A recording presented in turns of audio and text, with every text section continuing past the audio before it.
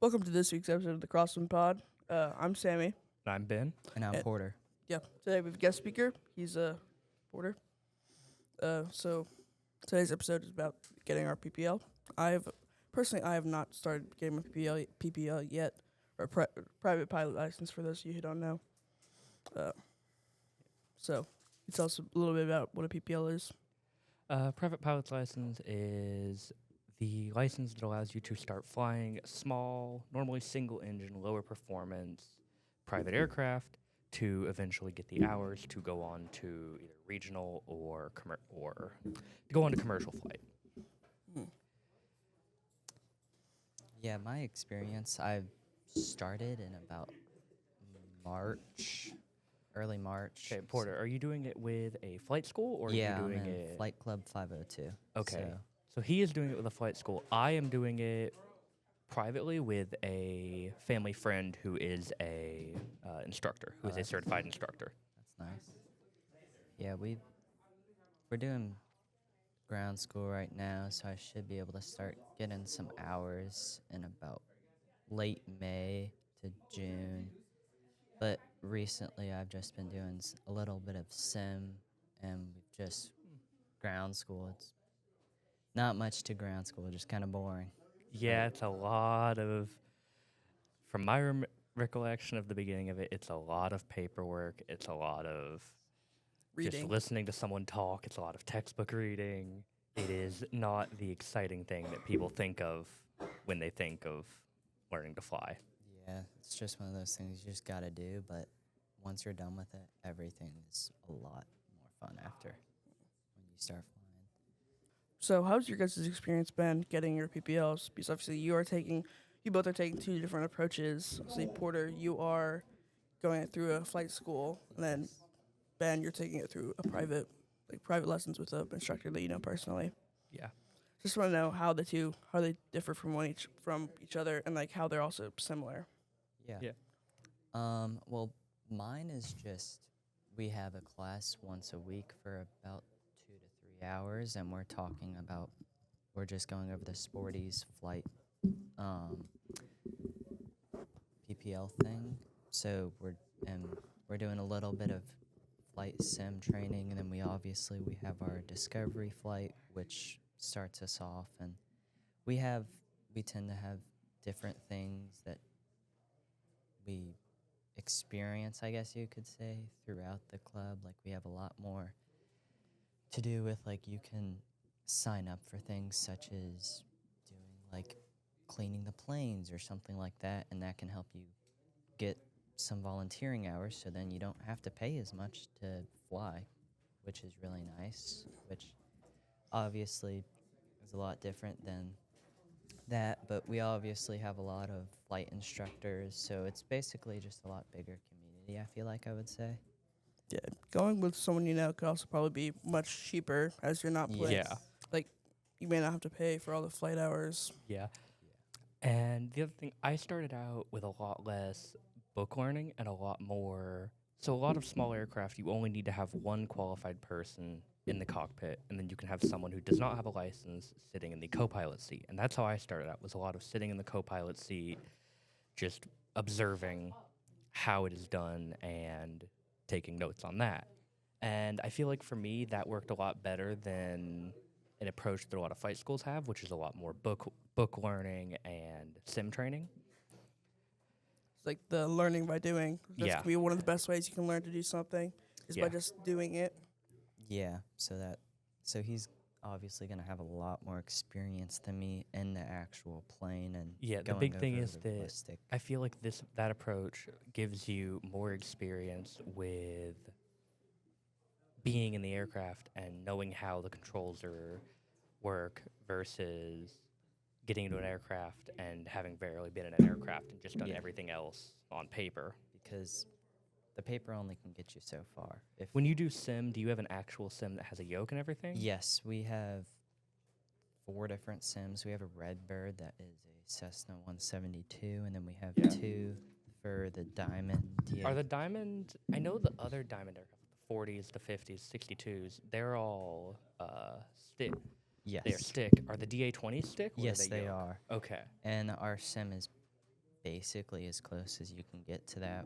I mean, it's a really nice sim. It's got like 3 monitors and stuff surrounding you, so it's very close to as good as you can get for one of those sims. Is it a center stick or a side stick? Center Center, stick. I yeah. believe the only side stick aircraft that the average person would be around that early is an SR-22 Cirrus or an Yeah. SR-20s. I don't know if the SR-20s do I think the have. Cessna 400s might have that. I I'm not think totally sure. I know. I don't know of all of them. Like you mean the whole 400 series or just the 400s? I'm not totally sure. I know some of them have them. You need to look that up. Oh, the Corvallis, the Cessna. Yes. I those. believe they have a side stick, but it's more of a side yoke. Yeah. Like the it's a- Cirrus side stick, with the exclusion of the SF-50 and the side stick on the Cessna 400, they act more like a yoke than what people think of with a side stick, like the Airbus fly-by-wire system, because they still have a physical connection to all the No flight controls. flight controls. Yes. It's interesting. I haven't seen that before. Yeah, I believe if you look in the cockpit of at least G6 SR-22s, you can see the physical connection running through. We'll throw up a picture on screen, but you can see the physical connection running through the dash panel towards the engine bay. That's pretty interesting. Yeah. So obviously he's had more experience with sims around Diamond, based on Diamond DA-20s and Cessna 172s. Pretty standard training aircraft. My experience started with a old Beechcraft Bonanza, a V-tail Bonanza. We'll throw up a picture of it on screen. Was it a 6-pack? Yes, it was a 6-pack, and then it had Garmin GPS avionics, but those were off to the side. They were just for location. I think we have one of those at the flight club. I'm not totally sure because we're always raffling off some. We might have raffled one off, but we have a lot of raffles Yeah. at the flight club. And V-tail is it requires a very different approach. Yes. Someone who knows about aviation might know of the V-tailed Bonanza's reputation as the forked-tail doctor killer due to the prevalence of many well-educated people back in the 1950s and 60s buying them and crashing them because they have a very different flight envelope to a standard aircraft with a vertical stabilizer and horizontal elevators. The Beechcraft V-tail aircraft combine the rudder and the elevator into two rudder vaders, which are rudder elevators combined. And that combined with the V-tail having a shorter tail, with the V-tail Bonanza having a shorter tail than a lot of other V-tail aircraft, led to a very different flight envelope that requires knowledge of how to fly it. And they don't even have a different certification you need. Or anything, No. do they? If you can fly, I believe the only thing you need for a Bonanza is you need a complex certification because it has retractable gear, whereas the DA-20s and the Cessna 172s, with the exception of the Cessna 172 RG, are all fixed gear. Yep. So again, a benefit of the flight school would be you get a bunch of sim hours. You can fly the plane without having the dangers of actually being in the plane. Yes, and in general, you tend to have it's a lot more scheduled when you do it with a flight school. Yes. Mine relies on my trainer being free, me and him both having a day that we are both free to come out to the airport. And especially in my situation, because he lives about 100 miles away from here, it's very limited on how many days we have that we can train. How does your scheduling work, Porter? We at least have one day a week that we're doing ground school, but it's really pretty easy. You just, if there's a availability on a day that you need a plane, you basically just, you go into the app that we have and you request it, and then I think it's mainly through your flight instructor that helps you out a lot with that. So it's pretty easy. You just pick your plane that you are going to be using for the day, and then it tells you everything if there's anything wrong with the plane, or it's honestly, it basically tells you everything that you need to know if you want to go and get some hours. So is your flight club big enough? They have their own app. I don't know. I forget the app. It's not our own app, but it's like an app that does that for the flight clubs. And they just like they imported their stuff into it. Yeah. So how many different planes do they have that you can use to learn on? I know we have a ton of the DA-20s. I think we have at least 172. Or actually, no, that might have been raffled off recently, like last weekend. I know we have a Piper, but I can't remember how many DA-20s we have. We have at least. What kind of Piper? I honestly can't remember because I haven't seen it for a very long time. I know we still have it, but it just isn't used as much because it's a lot more expensive to run. I would imagine so. Are the DA-20s 6-pack or avionics, or are they modern glass cockpit? It I feel like it kind of differs between a bunch of them. What's the one you fly? There's really not much to it. We don't have any like Garmin or anything in there. It's Just 6-pack. yeah, it's Yeah. just I personally prefer learning on 6-pack because I feel like it gives you better knowledge of what you need to be able to do to maintain, especially when it comes to IFR, to maintain knowledge of your position and avoid spatial disorientation. Yeah, if you learn on a glass cockpit, it would be Yeah. difficult Although to I go have back seen, to a 6-pack and then Yes. start flying that. And for the most part, when you start out, especially if you buy your own aircraft, you're not going to be buying. Like I believe my Bonanza, which is a Beechcraft E35 Bonanza, which is from 1954. I believe it would be in the mid like $80,000 range. So And then that's you bought it like it was pretty damaged and you had to fix yes, it up. I got mine with had damage from an inadvertent landing gear raise on the ground, and then it had engine damage from sitting for many years. So it got completely rebuilt, and it got new gear. How long did it take for you to fix it up? I didn't really fix it up because to fix an aircraft, you have to be certified by the FAA. But the hardest part of it was finding parts because So it's so old and like there Yes. aren't many of them. And I believe later Bonanzas, like the V35, which is the one that people think of, had a different gear design that is not interchangeable. Mm. Luckily, it was only the front strut that was damaged. The back gear was fine. But now it has landing gear weight sensors, or the original E35 Bonanzas did not have weight sensors in the gear, so all it took was pushing the gear lever up on the ground and the gear would go up. Now it has weight sensors inline that are normally closed when the gear has no weight on it. So when the aircraft is on the ground, there's weight compressing the struts in the gear. It won't let it go up. Even if you push the gear switch up, it will sound a buzzer and the gear will not move. So did a pilot just accidentally do that, or That's my guess, is either a pilot or someone working on the aircraft accidentally kicked the switch. As those switches get older, you're supposed to have to either hit a button or I don't know what kind of switch it had originally because by the time I got it, the switch had been removed.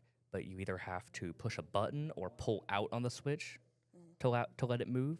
And my guess is that over time I believe this aircraft used to do a lot of very short flights, so it did a lot of gear up and down movements. I believe it was used for training for a while, so it did a lot of gear movements. So I think what happened is the lockout wore out over time, which meant that you could accidentally hit the switch and it Yeah, would go like into the loosened. up position. Yeah.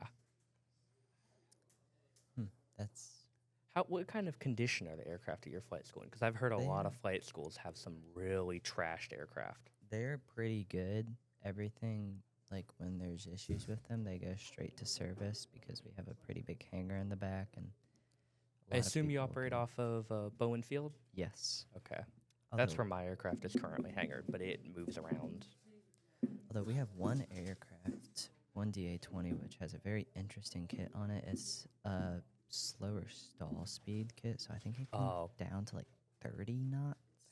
It- That is, yeah. very Normally, what is the standard stall speed on a DA-20? I can't totally remember because we haven't done a ton of Haven't- stuff on it. I You haven't think it's done much in like stuff in the actual plane itself. yeah, because obviously I've been on one flight, but that was about. Is the an hour. DA-20, is it a fixed pitch propeller or is it a variable speed propeller? We have a few different ones. We have one is a higher speed. They're all wooden propellers, I believe. We have some higher speed props, and just it honestly depends on the plane because a lot Yeah. of them are different there. Are they all like different ages? Do you know? I believe so. Yeah, because that would contribute to the having different stuff and being different. And back on what he said, I'm looking, the stall speed of a standard DA-20 is about 45 knots. And even with the standard kit, that's pretty slow. Yeah. Yeah, What's they're- their top speed? I think it Top speed, varies. cruise speed is about 138 knots, which is Yeah. about 160 miles an hour for people who don't know that. Yeah, and then I And- think we have one with a higher speed prop that can get up to about 150 to 160. Yeah, my Bonanza can go about almost 200. It goes like 180. You'd be like redlining it. Yeah, it goes 180 max at higher altitude, but it uses a lot of fuel to do that. Mm-hmm. Yeah, that makes sense. And I believe that speed might only be for the higher output. Mine has the lower output 185 horsepower engine instead of the 225 horse engine. And I believe that means that I am limited to about 180. And I cruise about 165 knots because that's where I get the best fuel economy. It's still very bad. It still gets... That is one of the benefits of something smaller like a DA-20 or Cessna 150 or 172 or 152, any of those, is the Bonanza uses probably 15 to 18 gallons per hour, which at the normal cost of 100 low lead avgas as of recording is $6 a gallon, and you're using Yikes. 15 of those to go 165 knots. That's not very good, $90 an hour. pretty much. Yeah, that's hey. That's not very good. Expensive. Yeah, especially with the conflict in the Middle East and the blocking of the Strait of Hormuz. Yeah. And Yeah. probably when that's over, it would probably be cheaper. But I mean, with the current state of the world, it's pretty expensive. Yeah, it also varies on the place that you go, Mm-hmm. obviously. That is true, because I believe at least here in Louisville, we record in Louisville, Kentucky, and here in Louisville, if you go to Stanford International or Muhammad Ali International, depending on what you want to call it, jet fuel is cheaper than 100 low lead, whereas if you go to Bowman Field, which is our smaller general aviation airport, 100 low lead is cheaper than jet fuel. I mean, SDF probably use Yes. much more jet fuel, so they have much more on hand, which would lower the price Yeah. of it. In general, in my experience, if you call SDF approach and try to request a landing, and you do not have a filed IFR plan and you're in an aircraft small enough to land at Bowman, they will request that you contact Bowman Tower instead, just because. Don't want to clog up the airspace. Yes. And Stanford is a very large airport when it comes to UPS. It is UPS's main operational hub in the United States. I mean, obviously, UPS, Yeah. they generally only fly, like, at night. They fly and they late. fly late afternoon and, like, at night. Yeah, I do, but I believe their 747s tend to arrive around mid-afternoon, Mm-hmm. coming out of Germany. Yeah. Yeah, and they're coming in at around Yeah. like 3 to 4 a.m. all Yeah. the time. I mean, yeah. And they do not. I believe the wake turbulence of one of those will take a Dash 8 we'll take a decently large, like aircraft, Airbus A320 or 737 Max Boeing, and can tip it up to about 20 degrees to one side or the other. Yeah, but So wake turbines is a big problem with Yes. having all those big jets. And So- doing that to a small aircraft is not something I would want to do. Yeah. They might let you in if you request VFR, like on a Or IFR, yeah. in the morning when there's not many flights. Yeah. But in general, morning, although it depends on your approach. If you're approaching from runway 17 left or 17 right, coming over downtown, it's quite foggy a lot of times because of the river, especially on cold mornings. So they tend to avoid approaches from that direction. Yeah, that would make sense, especially. But in general, well, in a couple weeks from recording this, we're currently recording this on Tuesday, the 21st of April. About what Derby's It's like the 2 weeks from now? third, Yeah. second, third, something like that. A little under 2 weeks. Yeah, a little under 2 weeks, and I was looking at the FAA, and they have a temporary flight restriction for Bowman Field for April 30th through May 7th due to. It's not a restriction. They request people avoid flying due to the high influx of private jets that come in during Derby. Yeah, there's also gonna be some more like passenger travel too. They're Which, gonna add more. if you are here in Louisville and you enjoy plane spotting, that is the time to do it. Yeah, Derby There are or at Thunder, which just happened. Yeah. like a few days ago. Yeah, unfortunately, the Thunder recently was not the best because I mean, Yeah, the because schedule was weather. so messed up. It was supposed to Yeah. be really good. It's because it was so it was Yeah. cloudy up high, so they couldn't do anything at relatively high altitude. Yeah, and they But yeah, the two best plane spotting locations that I know of, Bowman Field, my favorite is at the corner of Cannons Lane and Dutchman's Lane not there. Sorry, Dutchman's Lane and Taylorsville Road by where the fire station is. There's a nice sidewalk along, and you're right at the end of runway 15-33 or 33. I think that will be about all for this week's episode. Thank you Yeah. for tuning in. So I'm Sammy. I'm Ben. And I'm Porter. Thank you for Yep. joining us on the show. Thank Of you for being course, here. thank you for inviting me. See you next time. Yep, see ya.